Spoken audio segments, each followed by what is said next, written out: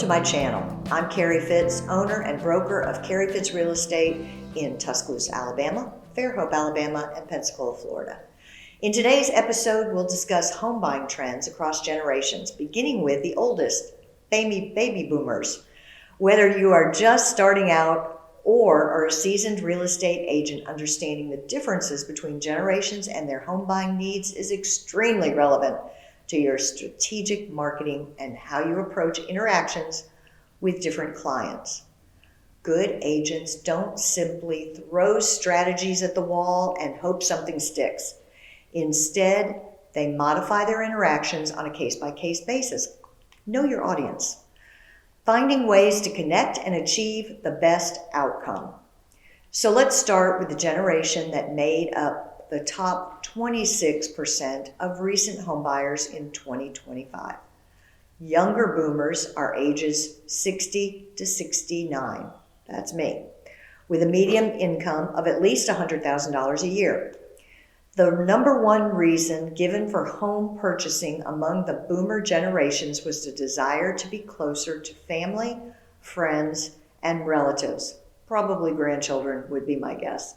And in fact, despite the past being the generation known for the largest real estate investments, boomers are now demonstrating a trend of downsizing. So, how can you, as an agent, use this information to better inform your outreach? Well, first, it's important to be attentive. This should go without saying for any person you interact with, but boomers specifically value relationships, primarily their relationship with their agent, and rely less on the internet for information on home buying.